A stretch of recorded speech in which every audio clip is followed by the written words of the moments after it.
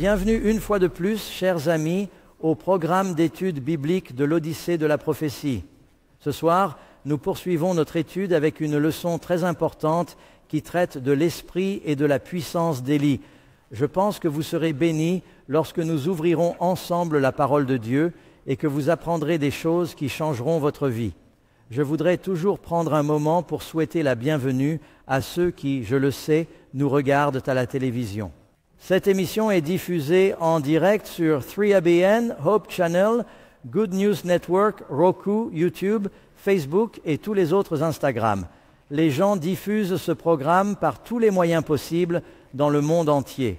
Je crois savoir qu'elle est diffusée par une vingtaine de satellites en ce moment même et en 15 langues. Nous tenons à saluer tout le monde, mais nous remercions tout particulièrement notre public local de New York.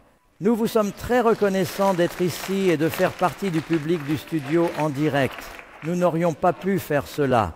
Vous savez, j'ai déjà prêché dans des studios où il n'y avait que les caméras. Ce n'est pas aussi excitant que de voir vos visages. Je vous remercie donc d'être venus. Vous savez, je voudrais faire une pause et je sais que cela va retarder un peu le programme, mais consacrer quelques instants à prier pour nos amis qui se trouvent sur la côte du golfe du Mexique en ce moment. D'après les informations, un ouragan très puissant va bientôt, si ce n'est déjà fait, s'abattre sur la côte au nord de la Floride et nous voulons simplement être avec ces gens et les garder en sécurité. Vous savez, ce n'est pas la première fois que nous organisons un programme de ce genre et qu'un ouragan frappe. Et je me demande parfois si le diable n'est pas derrière tout ça, en essayant de distraire les gens. Et le Seigneur peut l'utiliser parce que tout le monde s'est recroquevillé sans rien faire d'autre que de regarder des émissions religieuses et prier. Qui sait, Dieu peut faire concourir les choses au bien. Amen. Nous avons une étude ce soir. Comme nous l'avons dit, l'étude de ce soir est la leçon numéro 6, qui traite de l'esprit et de la puissance d'Élie. Nous voulons que vous sachiez que ces documents sont disponibles. Je les ai à l'écran. Les écritures seront à l'écran. Vous pouvez télécharger les leçons à partir du site web. Pour notre auditoire de New York, nous vous donnons des copies gratuites des leçons. Nous vous donnons même les réponses, car lorsque vous aurez terminé, vous pourrez les étudier. Notre sujet de ce soir porte donc sur quelque chose qui pourrait vous surprendre. Nous parlons de l'engagement envers le Christ, de l'alliance avec le Christ. Et vous vous dites, quel est le rapport avec les prophéties? Quel est le rapport avec la prophétie? Eh bien, la Bible nous dit que le plus grand des prophètes était Élie. La dernière prophétie de l'Ancien Testament dit « Voici, je vous envoie Élie, le prophète, avant le jour grand et terrible du Seigneur. Il ramènera le cœur des pères vers les enfants et le cœur des enfants vers les pères, de peur que je ne vienne frapper la terre d'une malédiction. » Dans le Nouveau Testament, on commence à parler de Jean le Baptiste. Il est intéressant de noter qu'Élie et Jean-Baptiste ont tous deux accompli des miracles au bord du Jourdain. Le Jourdain est intéressant parce que je me souviens d'avoir lu la Bible sur le Jourdain avant même d'être allé en Israël. Et dans mon esprit, j'ai vu le Missouri et le Mississippi, et vous lisez sur le Nil, ce fleuve massif, et puis vous allez à l'Amazone, vous savez, des kilomètres à travers. Et puis vous allez voir le Jourdain, et vous pouvez jeter un caillou par-dessus. Mais c'est un fleuve inhabituel pour un certain nombre de raisons. Il n'est pas très long, il n'est pas très large. Je pense qu'il fait 156 miles de long. Mais c'est un fleuve, l'un des rares qui alimente en eau deux mers. En général, il faut plusieurs fleuves pour alimenter une mer. Le Jourdain, lui, alimente deux mers. Et c'est le fleuve le plus bas du monde. Il est considéré comme un fleuve sacré par trois grandes religions mondiales, non seulement le judaïsme, le christianisme et l'islam, en raison des événements qui s'y déroulent. Plusieurs miracles se sont produits dans et autour du Jourdain. L'un d'entre eux concerne Élie, qui a frappé le fleuve avec sa robe, l'a séparé et l'a traversé. Bien entendu, le fleuve s'est séparé lorsque les enfants d'Israël l'ont traversé et sont entrés dans la terre promise. D'ailleurs, tout le monde doit traverser le Jourdain. Si vous chantez dans un recueil de cantiques, vous remarquerez combien de fois les auteurs de cantiques parlent du Jourdain. Puis Jean le Baptiste arrive, dans l'esprit et la puissance d'Élie, selon l'ange. Et c'est lui qui annonce Jésus. Et Jésus dit que Jean-Baptiste est le plus grand des prophètes. Ah, il ne fait pas descendre le feu du ciel comme Élie. Il ne prie pas pour qu'il arrête de pleuvoir. Pourquoi est-il le plus grand des prophètes? Nous allons en parler, mais c'est lié au sujet de son ministère. Il s'appelle Jean le quoi? Le Baptiste. Savez-vous pourquoi je pense que c'est important? Parce que, comme je l'ai dit, la dernière prophétie de l'Ancien Testament dit « Je vous envoie Élie, le prophète ». Oh, puis vous tournez la page du Nouveau Testament et il raconte cette naissance miraculeuse. Ce vieux couple a un garçon nommé Jean, qui est rempli de l'Esprit dès le ventre de sa mère. L'ange dit qu'il sortira dans l'Esprit et avec la puissance d'Élie. Et il y a beaucoup de similitudes entre Jean le Baptiste et Élie. Ils étaient tous deux audacieux. Ils ont vécu une vie sainte. Aucun des deux n'était marié. Ils ont apporté un grand réveil. Ils se sont même habillés de la même façon, bien que 700 ans les séparent. Il est dit qu'ils portaient un vêtement de chameau avec une ceinture de cuir. Ils ont beaucoup travaillé dans le désert. Ils étaient très audacieux lorsqu'il s'agissait de prêcher au roi.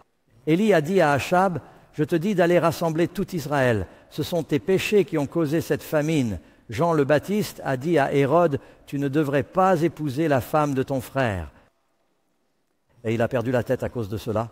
Il n'avait peur de rien. Et la Bible dit que l'œuvre de Jean-Baptiste a été d'une certaine manière plus grande que n'importe quel autre, Jean le Baptiste. Il n'a pas fait beaucoup de prophéties, mais il en a fait une. Il a dit, « Le travail que je fais n'est pas si important. Celui qui vient, je vous baptise avec de l'eau. Il vous baptisera du Saint-Esprit et de feu. Et je ne suis pas digne de porter ses sandales. Il augmentera, je dois diminuer. » C'est à peu près l'étendue de sa prophétie. Le reste était un enseignement sur la repentance. Il a dit « Repentez-vous et soyez baptisés, car le royaume des cieux est proche. » Et les premiers mots que Jésus a commencé à prononcer lorsqu'il a commencé à prêcher étaient « Repentez-vous et soyez baptisés, car le royaume des cieux est proche. » Le Nouveau Testament commence et se termine par le sujet du baptême. Pasteur Doug, je suis venu à un séminaire sur la prophétie. C'est vrai. Et c'est un sujet de prophétie. Et la raison pour laquelle nous l'injectons là où nous le faisons, c'est que nous sommes en ce moment au seuil de sujets très lourds. Et nous allons lancer un appel ce soir à ceux d'entre vous qui sont ici et à ceux qui nous regardent pour que vous preniez la décision de confier votre vie à Jésus. Parce que si vous n'avez pas engagé votre vie avec Jésus, si vous n'ouvrez pas votre cœur à sa parole, le Christ a dit, les paroles que je vous dis, les choses spirituelles sont spirituellement discernées. Les sages comprendront et le Saint-Esprit vous enseignera. Si tu te rebelles encore dans ton cœur contre Dieu, alors tu ne comprendras pas. Mais si tu te soumets au Seigneur, ces choses vont se révéler à toi et cela va enflammer ta vie d'une bonne manière. Commençons donc notre leçon. Vous comprendrez mieux au fur et à mesure que nous avancerons dans ces questions. Premièrement, quel prophète du Nouveau Testament est venu dans l'esprit et la puissance d'Élie? D'ailleurs, le mot Élie signifie « Mon Dieu est Jéhovah ». En effet, tous les prophètes et la loi ont prophétisé jusqu'à Jean. Et si vous êtes prêts à le recevoir, et c'est Jésus qui parle, c'est lui. Il est l'Élie qui devait venir. Vous lisez dans Luc chapitre 1, verset 17, « Il le précédera en esprit ». Et c'est ce que l'ange dit à Zacharie. « Lui, votre fils, ce bébé miraculeux, ira devant lui avec l'esprit et la puissance d'Élie pour ramener les cœurs des pères vers les enfants et les désobéissants vers la sagesse des justes. » Le mot est un peu différent de celui que l'on trouve dans Malachie. « Préparer un peuple préparé pour le Seigneur ». Combien de personnes ici présentes croient en la venue du Seigneur? Quelle était l'œuvre d'Élie et de Jean-Baptiste? Préparer un peuple préparé pour le Seigneur, pour que vous compreniez bien. Quand les chefs religieux sont venus voir Jean et qu'il baptisait, ils ont dit « Es-tu Élie ?» Et il a répondu que non. Mais quand ils ont demandé à Jésus, et quand ils ont posé la question à Jésus, Jésus a dit « Oui, il est dans l'esprit et la puissance d'Élie. » Pourquoi Jean a-t-il dit non? Jean le Baptiste a dit non et Jésus a dit oui parce qu'il pose des questions différentes. Les chefs religieux se demandent si tu es la résurrection ou la réincarnation d'Élie et il a dit non. Et Jésus a dit, il est celui qui vient dans l'esprit.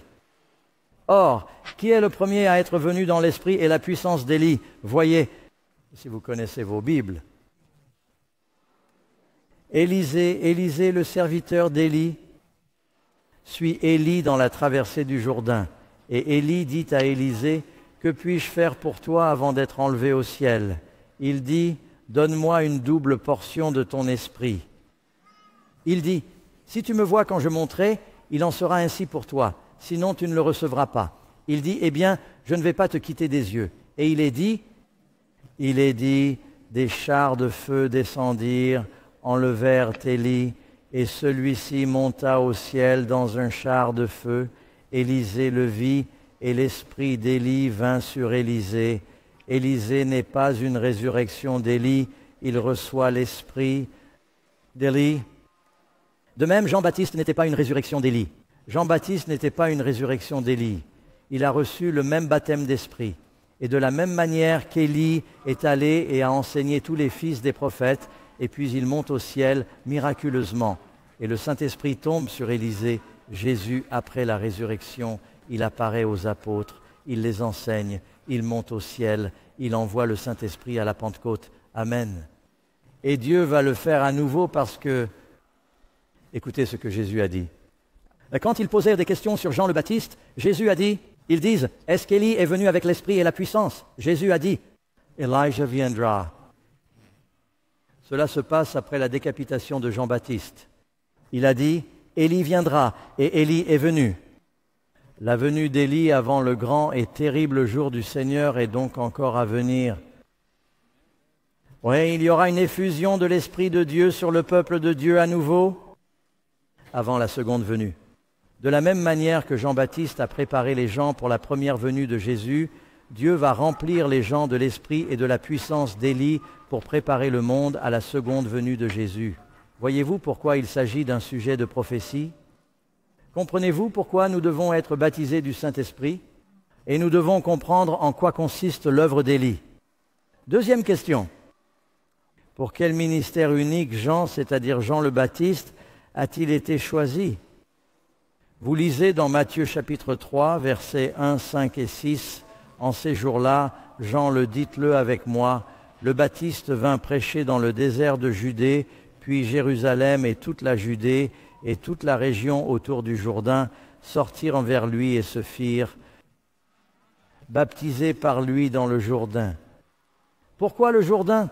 Le Jourdain est le fleuve le plus bas du monde, ce n'est pas le fleuve le plus propre. Naaman, le général syrien, était rempli de lèpre. Ah, petite fille juive qui avait été capturée par les Syriens, a entendu l'histoire d'Élisée.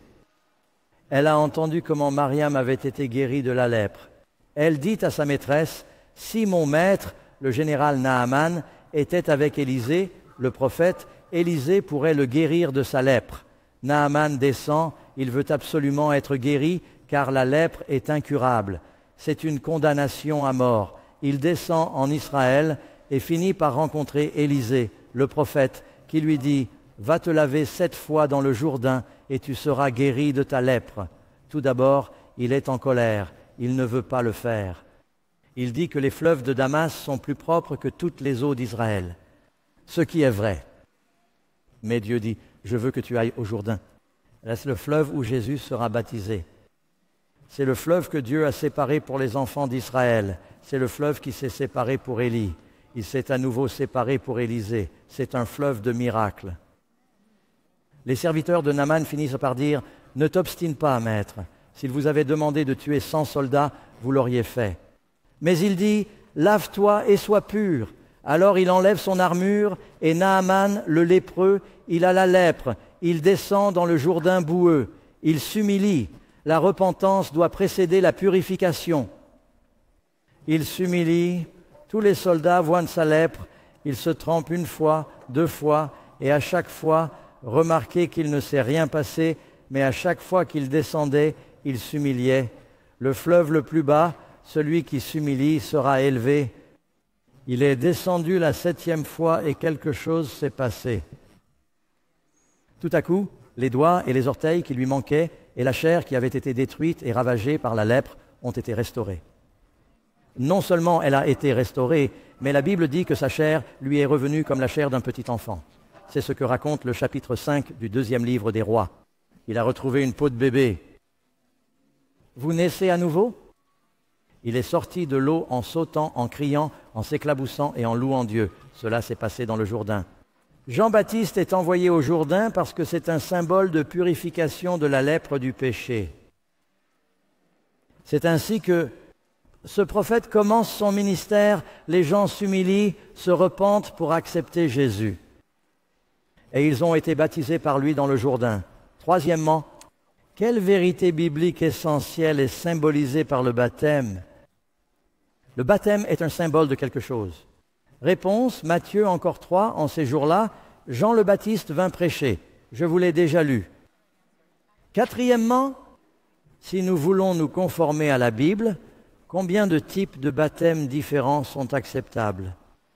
La Bible dit qu'il y a un seul Seigneur, une seule foi. Combien de baptêmes?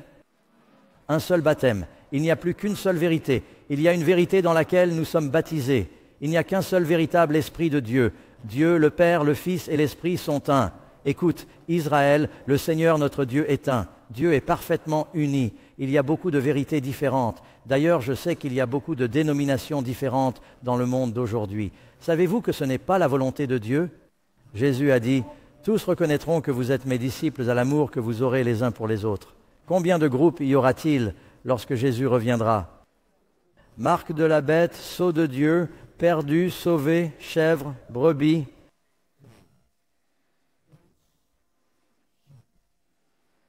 Route étroite, route large, avec Jésus contre Jésus. Vous savez ce qui va se passer? Dieu a de bonnes personnes dans beaucoup d'églises. Êtes-vous d'accord? Le monde va être ébranlé, une grande période de trouble. Les gens vont retourner à leur Bible. Ils vont entendre des messages comme celui-ci. Jésus a dit, « J'ai beaucoup de brebis qui ne sont pas de cette bergerie. Il faut que je les appelle, Jean chapitre 10, et il y aura une seule bergerie et un seul berger, et nous baserons nos enseignements sur une seule Bible et une seule vérité. » Il y a beaucoup de divisions en ce moment et ce n'est pas la volonté de Dieu. Le diable vient pour diviser.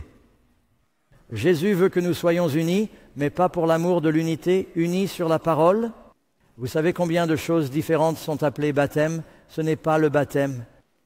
Vous savez, il y a des gens qui disent « Vous pouvez faire 1800, nous vous baptiserons par téléphone. » C'est ce qu'on appelle la méthode du nettoyage à sec. Et certaines églises saupoudrent des pétales de rose et d'autres disent qu'il suffit de prononcer quelques mots. Certains baptisent 3 fois le visage vers l'avant, 1 fois pour le Père, 1 fois pour le Fils, 1 fois pour le Saint-Esprit. Certains disent que tout ce qui est nécessaire, c'est le baptême du Saint-Esprit. Le baptême d'eau n'est pas nécessaire. Il y a toutes ces idées différentes sur ce qu'est le baptême. Mais la Bible dit qu'il y a quoi? Est-ce important de faire les choses à la manière de Dieu? Oui. Oui, c'est important. En fait, faire les choses de la mauvaise manière peut être sacrilège. J'ai entendu parler d'un pasteur qui a dit à son église que le baptême était un symbole, et c'est vrai, c'est un symbole. L'eau d'un baptistère, c'est H2O. Et vous savez, c'est une cérémonie, mais c'est une cérémonie très importante qui a une signification. Et j'ai entendu parler d'un pasteur qui a dit à sa congrégation que ce n'était qu'un symbole et que nous allions faire un baptême. Non, il a dit que la communion n'était qu'un symbole. Il a dit que cette semaine pour la communion, au lieu d'avoir le pain sans levain et le jus de raisin non fermenté, nous allons avoir des Big Mac et du Coca. Combien de personnes seraient d'accord pour dire qu'il y a quelque chose de vraiment mauvais là-dedans? Mais vous savez, il y a des gens qui diront que cela n'a pas d'importance tant que vous êtes sincère. Non, c'est important. Et la façon dont vous êtes baptisé a de l'importance. Vous voulez suivre l'exemple de Jésus? Amen. Très bien, question numéro 5. Jésus est notre exemple. Comment a-t-il été baptisé? Un chrétien est un disciple du Christ. Qu'a fait Jésus? Il est dit que Jésus est venu et qu'il a été baptisé par Jean dans le Jourdain. Tout d'abord, nous remarquons qu'il a besoin d'une rivière, il y a donc beaucoup d'eau. Et qu'est-ce qui surgit immédiatement? De l'eau. Pour sortir de l'eau, il faut d'abord faire quoi? Descendre dans l'eau. Le mot baptême, l'une des dames de l'interview l'a bien compris. Le mot baptême, baptizo, est un mot grec. Il signifie immerger, submerger, couvrir, enterrer. Il signifie que l'ancienne vie est lavée. Vous en ressortez tout neuf. Vous êtes complètement immergé, complètement lavé, complètement enterré. Vous en ressortez tout neuf. Jésus a fait cela comme un exemple pour vous et moi. Jésus s'est-il fait baptiser pour se laver de ses péchés? Non, il a dit, je vous donne une vie nouvelle. Je vous donne l'exemple pour que vous fassiez comme moi. Et il est sorti de l'eau. Jean baptisait dans le Jourdain. S'il n'avait eu besoin que de quelques gouttes d'eau, il aurait pu baptiser avec une gourde n'importe où. Il aurait pu baptiser à Jérusalem au bord d'une source. Mais la Bible dit qu'il avait besoin d'un fleuve. Sixièmement, comment Philippe a-t-il baptisé le trésor d'Éthiopie? Certains d'entre vous se souviennent de l'histoire de Philippe, l'un des évangélistes. Il est devenu évangéliste. Le Saint-Esprit l'a envoyé dans les déserts et il y avait ce trésor éthiopien très puissant et prospère pour Candace, la reine d'Éthiopie. Mais il croyait en Jéhovah. Il possédait les Écritures juives. Il était allé à la fête pour adorer Dieu. Il revenait de la fête. C'était peut-être la Pentecôte. Il revenait et, dans son char, il lisait des passages du prophète Isaïe sur le Messie. Il lit les prophéties sur les souffrances du Messie. Souffrances du Messie. Et Dieu dit à Philippe, descends dans le désert. Il descend dans le désert et ce type passe sur la route. Il lit le rouleau. Philippe lui dit, sais-tu ce que tu lis? L'homme dit, cela m'aiderait beaucoup si quelqu'un pouvait m'aider à comprendre. Il dit, eh bien, je peux le faire. Il se trouve que je sais ce que ce verset signifie. Et il se mit à parler, et c'est le premier autostoppeur de l'histoire. Il a commencé à parler, et c'est le premier autostoppeur de la Bible. Il l'a invité à monter dans le char, et ils ont roulé ensemble, et il a commencé à prêcher à partir des prophéties de l'Ancien Testament concernant Jésus, y compris la prophétie d'Isaïe. Le cœur de l'homme s'est mis à brûler, et il a dit, voici la vérité. Jésus était le Messie. J'ai entendu parler de lui, c'est ce que je veux. Et il a dit, je veux être baptisé. Ils ont compris l'enseignement du baptême, et ils passent par l'eau. Cela aurait pu signifier qu'ils passaient à côté de quelques ruisseaux qui se jettent dans la Méditerranée. Il se peut qu'ils ne soient pas loin de l'océan. Savez-vous que la Bible dit qu'on peut être baptisé dans l'océan? On peut être baptisé dans une rivière. On peut être baptisé dans un lac. On peut être baptisé dans un baptistère, mais il faut être immergé. Et il dit, voici l'eau. Qu'est-ce qui m'en empêche? Philippe dit, si tu crois de tout ton cœur, tu peux croire en la Bible. Croire en la Bible. Et remarquez ce qui est dit ici dans les Actes des Apôtres, chapitre 8, versets 38 et 39. J'espère que vous lirez tout cela, c'est une belle histoire. Philippe et l'eunuque sont descendus dans l'eau et Philippe les a baptisés. Lorsqu'ils sont sortis de l'eau, il est assez clair qu'ils ont été baptisés. De l'eau, il est clair qu'ils ont été immergés. Il est descendu dans l'eau, il est sorti de l'eau. L'Esprit du Seigneur a emporté Philippe. C'est le premier exemple biblique d'une personne téléportée d'un endroit à un autre. Maintenant, réfléchissez à l'importance du baptême pour que Dieu dise à Philippe de descendre dans le désert pour qu'il puisse prêcher à cet homme et le baptiser. L'évangile de Marc commence par le baptême. L'évangile de Jean commence par le baptême de Jean-Baptiste. L'évangile de Matthieu se termine par le baptême. Allez donc enseigner toutes les nations en les baptisant. Si les évangiles commencent et se terminent par ce sujet, pensez-vous qu'il soit important? Dieu veut que nous nous engagions envers lui. Le baptême est aussi important pour un chrétien qu'un mariage l'est pour une union. Et nous allons le souligner. C'est l'alliance que l'on fait là où on la trouve. Les gens disent, oui, un de ces jours, je pense que j'aimerais être chrétien. Oui, un de ces jours, oui, j'y crois un peu dans mon cœur. Êtes-vous chrétien? Oui, peut-être. Les gens ne savent pas. Je veux dire, les gens disent, êtes-vous marié? Je ne le suis pas, peut-être, je pourrais l'être, j'y arrive. Non, je veux dire, vous avez eu la cérémonie, vous êtes marié ou pas. C'est ça, vous avez pris la décision.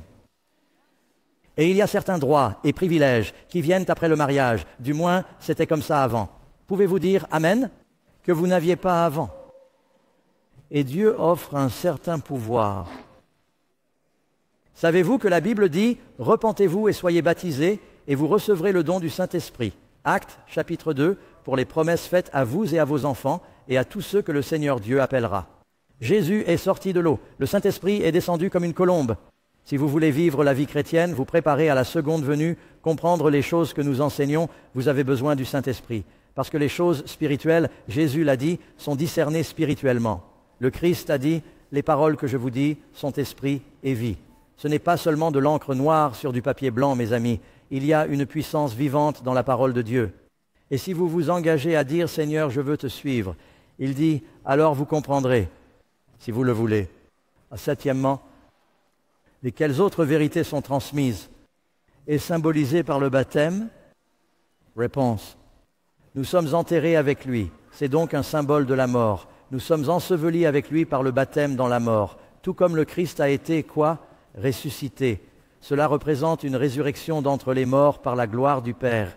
Même ainsi, nous devrions marcher dans une nouvelle vie. Combien d'entre vous ont vu un baptême biblique par immersion? Bien sûr, c'est ce que les baptistes pratiquent et de nombreuses églises pratiquent, le baptême biblique où le ministre, dans certains cas, l'ancien, officie et fait descendre la personne brièvement.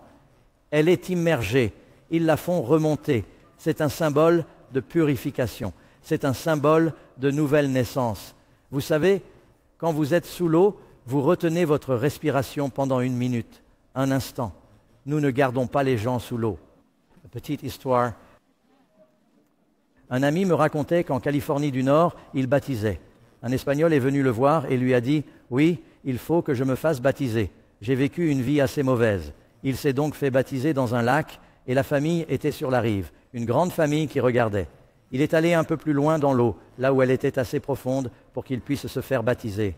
Juste avant d'être baptisé, il a dit « Pasteur, j'ai besoin que vous me rendiez un service. » Il a dit « J'ai vécu pour le diable. » Il a dit « Quand vous me baptiserez », il a dit « Retenez-moi 1 minute. » Il dit « Ne vous inquiétez pas. » Il dit « Vous savez, je nage. Je peux retenir ma respiration longtemps. » Il a dit « Je veux juste faire une petite prière pendant que je suis sous l'eau. » Et, bien sûr, personne dans la famille ne savait que cela allait arriver. Alors le pasteur a dit « Oui, quand j'aurai fini de prier, je te serrerai un peu la main. » Et il a dit « Oui, fais-moi monter. » Alors le pasteur, vous savez, il dit « Au nom du Père, du Fils et du Saint-Esprit, il l'a endormi. »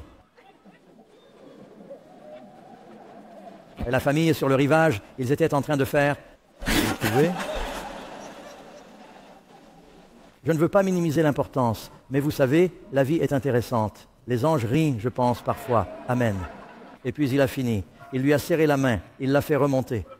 Mais il savait, il comprenait que quand un bébé naît, vous avez déjà assisté à un accouchement où ils essayent de faire respirer le bébé et qu'il prend sa première respiration. Et c'est un signe, le bébé pleure et respire et tout le monde se réjouit, Dieu soit loué, c'est une nouvelle vie. Il respire tout seul.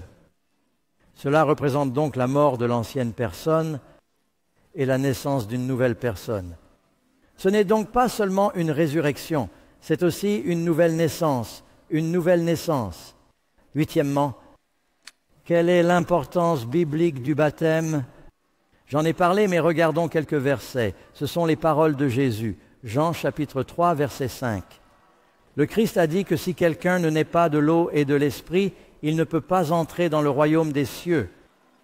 Il ne peut entrer dans le royaume des cieux. Combien de personnes veulent entrer dans le royaume des cieux? Il faut maintenant naître de l'esprit. Beaucoup de pasteurs sortent et baptisent des gens. Ils reviennent et quelqu'un demande combien de personnes ont été baptisées. Ils ne disent jamais combien sont nés de l'esprit, mais il faut les deux. Naître de l'eau, c'est parler du baptême d'eau. Certaines églises disent que cela signifie que lorsqu'une femme est enceinte et que l'eau se rompt, vous naissez de l'eau. Elles disent que l'on naît de l'eau, mais pourquoi Jésus dirait-il cela?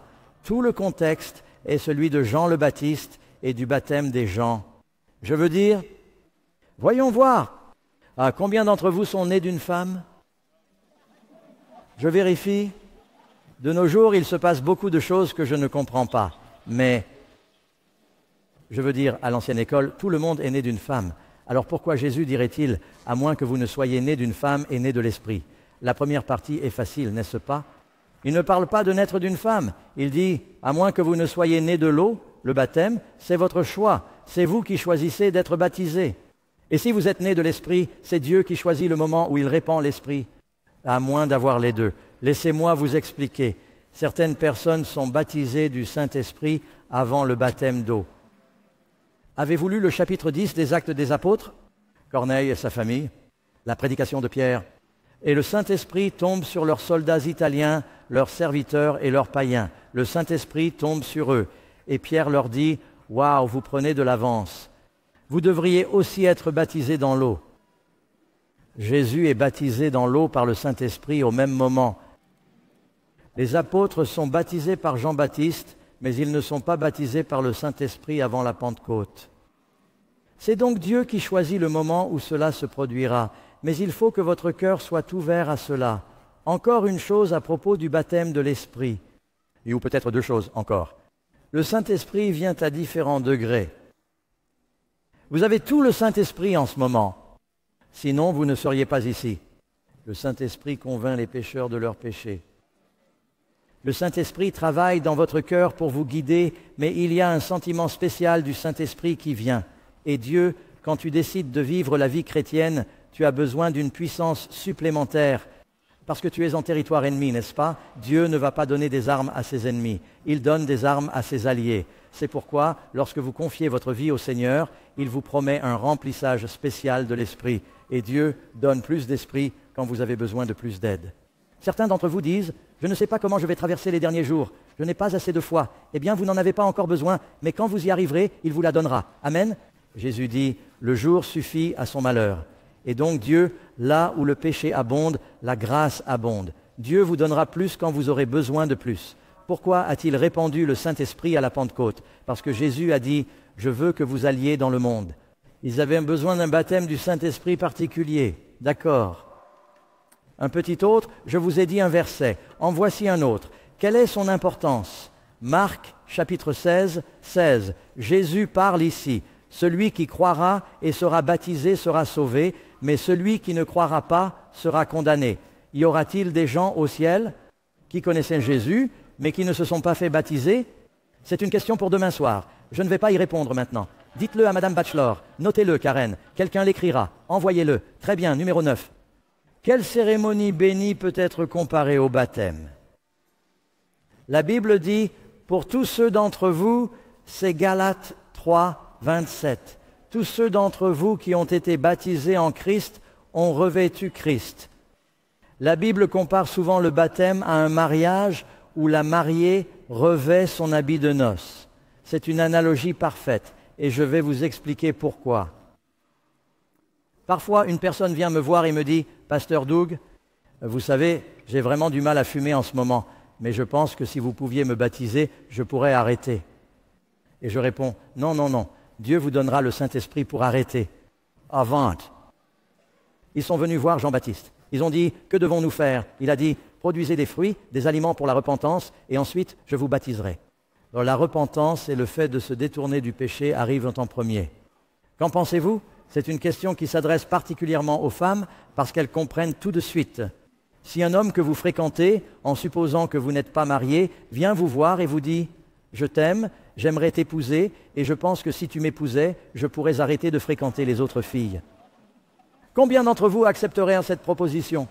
Oh, vous êtes fou, tu dois commencer à sortir avec elle d'abord. Donc tu arrêtes de sortir avec le diable avant de te faire baptiser. Dieu brisera les chaînes et te libérera. Tu te repens, tu te détournes de tes péchés et ensuite tu viens et tu te fais baptiser. Amen.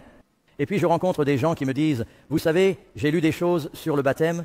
Vous savez, j'ai lu sur le baptême. C'est clairement biblique. Je ne suis pas sûr de vouloir suivre Jésus, mais je pense que si vous me baptisiez, je l'aimerais.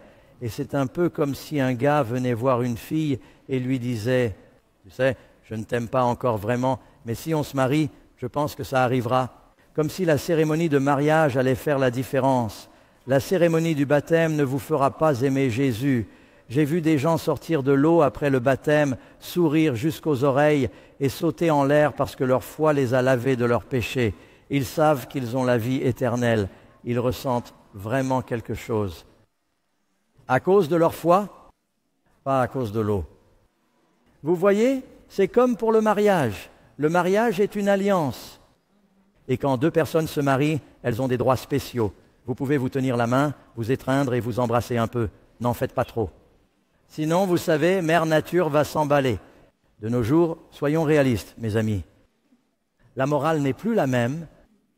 Avant, à la télévision, Lucie et Daisy faisaient lit à part. Je veux dire, les choses étaient différentes.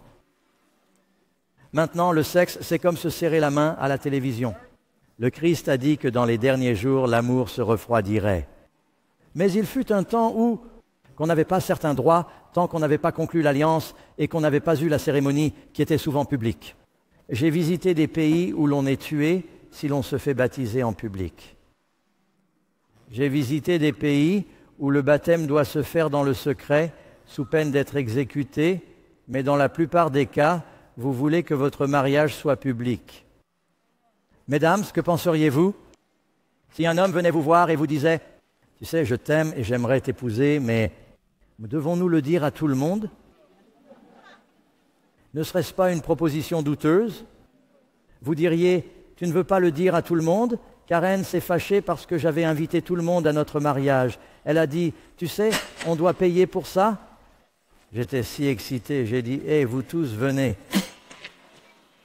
Je suis allé à toutes mes réunions d'évangélisation et j'ai invité tout le monde à notre mariage.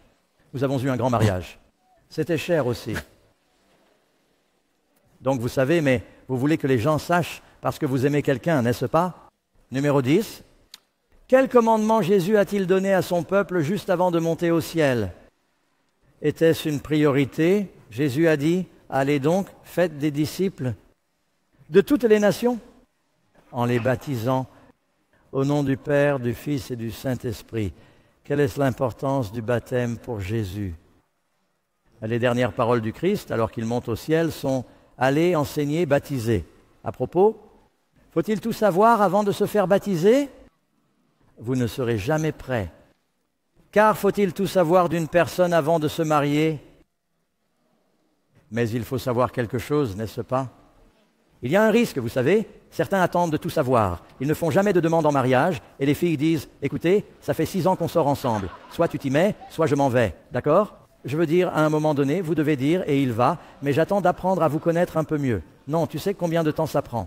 Il y aura un moment où vous saurez un peu, mais vous ne voulez pas être comme, vous savez, Dennis Rodman se marie à Las Vegas et il regarde la personne et dit « Maintenant, qui êtes-vous ?»« Oh, nous nous sommes mariés hier soir. » Ces mariages ne marchent pas très bien, n'est-ce pas? Et c'est pourquoi vous devez connaître les enseignements fondamentaux de la Bible, parce que Jésus a dit « Allez, faites des disciples, baptisez-les, enseignez-leur à observer tout ce que je vous ai prescrit. » Il y a donc aussi l'enseignement après. Nous continuons à venir à l'église, nous continuons à apprendre. Amen. Combien d'entre vous ont appris des choses sur leur conjoint après leur mariage? Combien ont été surpris?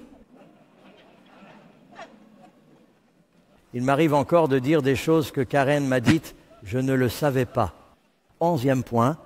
Quelles sont les qualifications bibliques qui doivent précéder le baptême? Quelles sont les choses que vous devez savoir avant le baptême?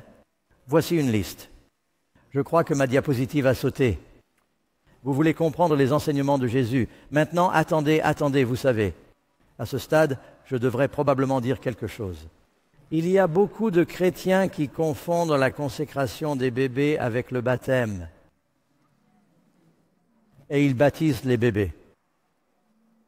Jésus a été consacré en tant que bébé, mais il a été baptisé par son choix en tant qu'adulte. Quand nous regardons cette liste, je veux que vous me disiez si un bébé est capable de prendre ses décisions. Il se peut même que j'aie les 2 personnes qui apparaîtront ici et vous pourrez m'aider à le découvrir. D'accord. Tout d'abord, A, vous devez comprendre les enseignements de Jésus. Quand où est le bébé? Par ici. Un bébé peut-il comprendre les enseignements de Jésus? Non. Cela signifie qu'il s'agit d'enseignements fondamentaux.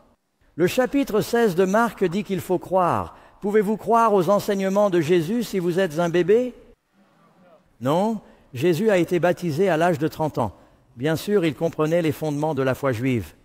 Vous devez vous repentir de vos péchés. Un bébé doit-il se repentir de ses péchés? Non, un bébé ne peut pas se repentir de ses péchés. Réponse D, vous devez être prêt à confesser vos péchés à Dieu.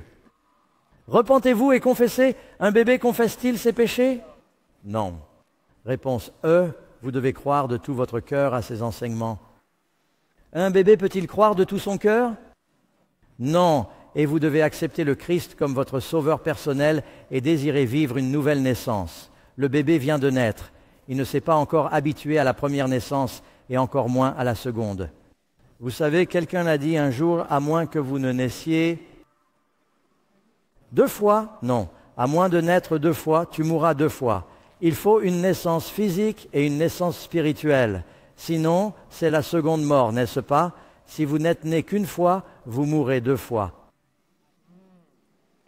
Donc, vous ne voulez pas avoir la deuxième mort. Vous ne voulez pas de la seconde mort, vous devez naître 2 fois. D'accord. Très bien, passons à la question numéro 12. D'où viennent toutes ces contrefaçons de baptême? Encore une fois, je n'essaie pas de critiquer. Certains d'entre vous ont été baptisés quand ils étaient des bébés et leurs parents se sont bien rencontrés et c'était probablement une belle expérience spirituelle, mais bibliquement, ce n'est pas un baptême, c'est une consécration. Est-ce clair? Jésus, en tant que bébé, a été consacré, et en particulier les bébés garçons, ils étaient souvent circoncis et consacrés, et parfois il y avait un sacrifice qui allait de pair avec cela, et la mère passait par une purification lorsqu'elle amenait le bébé garçon et une période différente pour une petite fille, mais c'est à ce moment-là qu'ils recevaient leur nom, et c'était une occasion spéciale, mais ce n'est pas un baptême. D'où viennent ces autres formes? Pour avoir mis de côté le commandement de Dieu, vous maintenez la tradition, la quoi? Ce sont des traditions créées par l'homme. Jésus a dit que les gens mettent de côté les commandements de Dieu pour suivre des traditions. Marc 7, verset 8 et en vain, vous savez ce que signifie en vain? C'est un gaspillage. C'est en vain qu'ils m'adorent, en enseignant des doctrines. Ils disent « Oh, c'est une doctrine, mais ce n'est rien de plus que le quoi ?» Les commandements des hommes, les commandements fabriqués par les hommes. Dieu ne veut pas que nous suivions des commandements fabriqués par les hommes, mais que nous suivions le « Ainsi parle le Seigneur » dans sa parole. Maintenant, juste un peu d'histoire, au cas où cela vous intéresserait. Combien ont entendu parler de la tour de Pise? En Italie, une tour penchée. Dans la cour de la tour de Pise se trouve une église construite dans le seul but de baptiser. Au milieu de l'église se trouve un grand baptistère. Il date de 1300 ans après J.C. Même dans l'église catholique, on baptise par immersion. Pendant plus de 1000 ans, mais peu à peu, on s'est dit que c'était un symbole, que ces gens étaient malades et qu'ils ne pouvaient pas être baptisés et qu'il fallait donc tremper ce drap dans l'eau, prier sur l'eau, appeler cela de l'eau bénite et les envelopper dans un drap. Ou alors, comme l'eau n'est qu'un symbole, ils ont commencé à en utiliser de moins en moins. Parfois, les monarques se faisaient baptiser et disaient « Je ne vais pas me faire immerger devant tout le monde, ce n'est pas digne ». On leur répondait alors que ce n'était qu'un symbole et qu'on allait en verser un peu sur eux. Ensuite, nous en verserons un peu moins, puis nous nous contenterons d'asperger. Et au fil du temps, cela s'est fait lentement, comme beaucoup de compromis dans l'Église. Et peu à peu, l'Église s'est éloignée de l'exemple de Jésus et des commandements de Dieu et a commencé à suivre des traditions créées par l'homme. Mais la Bible est très claire si vous voulez être un bibliste. Il est vrai que parfois, les baptêmes ne sont pas très dignes lorsqu'une personne est mouillée. Vous savez ce que je fais si je baptise un couple, mari et femme? Je baptise toujours l'homme en premier pour plusieurs raisons. D'une part, techniquement, il est le prêtre de la famille. D'autre part, la femme ne veut pas rester dans l'eau avec les cheveux mouillés. Elle peut ainsi sortir plus rapidement. Mais les naissances ne sont pas toujours dignes non plus. Avez-vous déjà vu cela? Quelques cris de sang et de douleur, etc. Mais c'est une nouvelle naissance, le baptême. 13e, le baptême du Saint-Esprit ne remplace-t-il pas le baptême par immersion? Non, nous avons besoin des 2 baptêmes. La Bible dit, Actes chapitre 2, « Repentez-vous, que chacun de vous soit baptisé au nom du Seigneur Jésus-Christ pour la rémission de ses péchés. » Combien de personnes veulent que leurs péchés soient pardonnés? Et vous recevrez le don du Saint-Esprit. Vous avez besoin des 2. Naître de l'eau, naître de l'Esprit. Vous savez, à l'époque de Noé, notre monde a été baptisé dans l'eau. Et quand Jésus reviendra, il sera baptisé dans le feu. Baptême d'eau, baptême de feu. Les enfants d'Israël sont sortis d'Égypte. Ils ont traversé la mer Rouge. Paul nous dit au chapitre 10 des 1er Corinthiens qu'ils ont été baptisés dans l'eau, qu'ils ont traversé la mer. Le Saint-Esprit est descendu dans une colonne de feu sur la nation d'Israël, baptisée dans le feu. Il les a ensuite conduits dans la terre promise. Ils avaient besoin du baptême d'eau. Ils avaient besoin du baptême d'eau et du baptême d'esprit. Nous avons besoin des 2 baptêmes, mes amis. Amen. 14e, le rebaptême est-il toujours approprié? Oui, il l'est. Maintenant, vous devez aller à Acte 19 et vous lirez un passage ici. Cela vous donne un exemple. Paul rencontre 12 croyants éphésiens. Ils ont entendu parler de Jean-Baptiste. Ils ont été baptisés par Jean, le baptême par immersion. Ils ont quitté la ville. Ils n'avaient pas d'Internet ni de nouvelles à l'époque. Ils n'avaient pas entendu parler du ministère de Jésus. Paul est là à leur parler du Christ, de sa mort, de sa résurrection et de tout ce que cela signifie. Il leur dit, « Avez-vous reçu le Saint-Esprit quand vous avez cru ?» Oh, ils lui répondent qu'ils n'ont jamais entendu parler de l'existence du Saint-Esprit. Ils n'avaient pas entendu parler de la Pentecôte. Il leur dit, « En quoi avez-vous donc été baptisés ?» Ils répondirent, « Par le baptême de Jean, Jean le Baptiste. » Et Paul dit, « Jean a en effet baptisé d'un baptême de repentance, disant que le peuple devait croire en celui qui viendrait après lui, c'est-à-dire en Jésus-Christ. » Quand ils ont entendu cela, ils ont été quoi? Baptisés au nom du Seigneur Jésus. Il s'agit en fait d'une répétition du même verset. Baptisés dans le, ils ont donc été rebaptisés. Il y a 3 raisons de se faire rebaptiser. La première est que vous n'avez pas été baptisé bibliquement. Peut-être avez-vous été baptisé quand vous étiez bébé. Nous avons appris que ce n'est pas vraiment un baptême biblique par immersion. Vous devriez être baptisé comme Jésus l'a été. Amen. Vous voulez suivre le Christ et vous avez peut-être suivi le Seigneur toute votre vie sans le savoir. Il y a aussi des gens qui ont peut-être été baptisés mais qui ont divorcé d'avec le Seigneur. Cela ne veut pas dire qu'ils ont péché et vous faites le service de communion pour vous occuper des petites choses, mais ils se sont détournés de Dieu. Ils ont cessé d'aller à l'église pendant des années. Ils ont vécu pour le monde. Ils ont publiquement déshonoré le Seigneur. Ils ont peut-être besoin d'être rebaptisés. Si vous divorcez d'avec le Seigneur, vous devez vous remarier.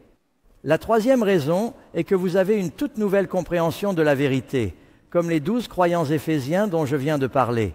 Et vous voulez avoir un nouveau, vous avez appris toute la vérité, ces choses que vous ne saviez pas, et vous voulez avoir un nouveau commencement.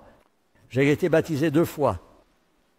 Je vivais dans la grotte et je passais des jours sans voir personne. Des randonneurs sont passés. Ils se sont assis près de ma grotte qui était juste au bord de l'eau avec un grand bassin et une chute d'eau, un endroit magnifique dans les montagnes désertiques. Ils m'ont demandé si j'étais chrétien. J'ai répondu, « Eh bien c'est comme ça. J'ai lu la Bible et j'ai demandé à Jésus d'entrer dans mon cœur et c'est ce qui s'est passé. » Et ils m'ont dit, « As-tu été baptisé ?» Ils m'ont demandé si j'avais été baptisé. J'ai répondu, « Eh bien non. » Je n'avais pas encore vraiment assimilé tout cela. Ils m'ont donné une brève étude biblique et m'ont dit que je devais me faire baptiser. J'ai répondu par l'affirmative. Ils m'ont donc emmené dans l'eau, qui était d'ailleurs de la neige fondue. Ils m'ont baptisé par immersion. Et je vais vous dire, je suis sorti de l'eau, je me suis senti renaître. Puis ils sont partis en randonnée. Ils ne m'ont pas enseigné. Et j'ai dit, Dieu soit loué, nous avons baptisé une autre personne. C'étaient des chrétiens baptistes. Et ils m'ont quitté. Et j'ai dit, oui, je dois aller fêter ça. Je suis allé en ville, j'ai retrouvé mes amis. Nous avons pris de la bière. On a célébré mon baptême. On a fumé un peu d'herbe. J'étais en prison avant le coucher du soleil. Et j'étais en prison pour témoigner de Jésus auprès des gens. Ah, il ne m'avait pas appris grand-chose auparavant. Plus tard, un vieux pasteur, il a étudié avec moi et j'ai été rebaptisé et c'est resté. Et j'ai arrêté de fumer, de boire et tout le reste avant cela. Et je ne l'ai jamais fait depuis. C'est donc approprié. Et la Bible dit, laissez-moi relire la question. Le baptême, question 15, est-il lié à l'adhésion à l'Église? Absolument. Ceux qui reçurent sa parole avec joie furent baptisés ce jour-là et 3000 personnes s'ajoutèrent à eux. Jour et 3000 personnes s'ajoutèrent à eux. Ils louaient Dieu et avaient la faveur de tout le monde et le Seigneur ajoutait chaque jour à l'Église ceux qui étaient sauvés. Mesdames, que penseriez-vous d'un homme qui vous dirait « Je t'aime et j'ai arrêté de sortir avec l'autre, j'ai arrêté de sortir avec les autres filles et je veux t'épouser » et nous le ferons publiquement. Mais devons-nous vivre ensemble? Pourquoi voudriez-vous rejoindre le corps du Christ et ne pas en faire partie? Vous dites qu'il y a des hypocrites dans l'Église? Oui, mes amis, et il y a toujours de la place pour un de plus. N'arrêtez donc pas d'aller à l'Église. C'est là que nous apprenons à nous aimer les uns les autres. Amen. Vous êtes appelés à former un seul corps. Un agneau tout seul dans les bois, le loup l'attrapera. Nous devons faire partie de la famille. 1 Corinthiens, chapitre 13. Car c'est par un seul esprit que nous avons été baptisés pour former un seul corps. Amen. Dixit. Qu'est-ce que nous rejetons quand nous rejetons? Numéro 16, désolé. Ai-je sauté la 16e? Si nous refusons le baptême, à qui dois-je refuser le conseil? Mais les pharisiens et les docteurs de la loi ont rejeté la volonté de Dieu pour eux-mêmes, n'ayant pas été baptisés par lui, Jean le Baptiste. Mes amis, le baptême est très important. Et ce soir, je vais vous lancer une invitation. Vous qui regardez ici, vous qui êtes à la maison, vous avez la possibilité de prendre une décision. 3 questions simples. Premièrement, j'ai accepté Jésus comme mon sauveur et c'est peut-être la première fois que je le fais ce soir. Et je désire être baptisé par immersion. Cochez cette case. Nous voulons prier pour vous. Vous pouvez le faire chez vous en regardant la télévision. Vous pouvez envoyer votre réponse par courriel. Deuxième question. J'ai été baptisé mais je me suis éloigné. J'aimerais envisager un nouveau baptême. Nous vous dirons comment vous pouvez contacter quelqu'un, obtenir un conseil spirituel à ce sujet. La troisième question. J'ai encore des questions sur ce sujet et j'aimerais étudier davantage. Vous voulez la prière, vous voulez plus d'études, vous voulez mieux comprendre. Nous ne voulons pas que quelqu'un se précipite comme je l'ai fait avant de savoir dans quoi il s'engage. Le mariage est un engagement important, le baptême aussi. Nous allons parler de ces choses. Si vous voulez en savoir plus, remplissez le formulaire et écrivez-le sur votre carte. Vous savez, Jésus n'a pas été baptisé pour son péché. Il a été baptisé pour servir d'exemple à toi et à moi et pour nous montrer ce que nous pouvons attendre du baptême. Que s'est-il passé lors du baptême de Jésus? Les cieux se sont ouverts. Dieu ouvrira les cieux pour vous. Une voix est venue du ciel. Le Père a parlé. Tu entendras Dieu te parler d'une manière particulière. Le Saint-Esprit est descendu. Dieu vous donnera la puissance de son esprit. L'Esprit est venu comme une colombe. Dieu veut apporter la paix dans votre cœur parce que vos péchés sont tous pardonnés. Lors de son baptême, le Christ a commencé une vie de ministère. Il a un travail à faire pour toi. Il te donnera des dons du Saint-Esprit. Ce qui est arrivé au Christ t'arrivera. Et qu'a dit cette voix venue du ciel? Voici mon fils bien-aimé. Dieu dit, je t'adopte comme mon fils et ma fille. Combien d'entre vous voudraient dire, Seigneur, je veux entendre ta voix. Je veux être ton enfant. Je veux cette paix. Je veux cette puissance. Je veux ce but. Il veut vous donner cela. C'est pourquoi Jésus a donné sa vie. Nous allons aborder de grands sujets, mes amis, et le Seigneur veut que nous comprenions ces choses, mais cela commence par un engagement. Dites, Seigneur, je suis à toi, montre-moi ce qui vient, ouvrez mes yeux. Mes yeux. Aide-moi à savoir ce que tu veux que je fasse pour être prêt et pour préparer mes proches, pour préparer les autres à sa venue. Est-ce là votre plan, mes amis? Est-ce là votre prière? Puis-je prier pour vous? Après avoir rempli vos cartes et après ma prière, remettez-les dans le même sens qu'elles sont arrivées. Nos huissiers, nos hôtes de rangée vous les remettront et vous verrez leurs mains. Ceux qui nous regardent peuvent nous envoyer leurs réponses par courriel. Nous prierons pour vous. Inclinez la tête avec moi, s'il vous plaît. Père Céleste, donne-nous le Saint-Esprit. Je prie pour qu'en venant à toi maintenant, nous puissions vivre ce nouveau départ et que tu nous remplisses de tes pouvoirs. Nous attendons avec impatience cette alliance, cet engagement du baptême. Nous te le demandons au nom de Jésus. Amen. Très bien, mes amis. Sujet très important. N'oubliez pas notre prochaine étude. Nous parlerons du mystère du dernier jour. Le mystère du dernier jour. Quand a lieu notre prochaine réunion? Demain soir, je serai là. J'espère que vous viendrez. Amenez vos amis. Que Dieu vous bénisse, mes amis. Nous nous reverrons alors. Merci beaucoup.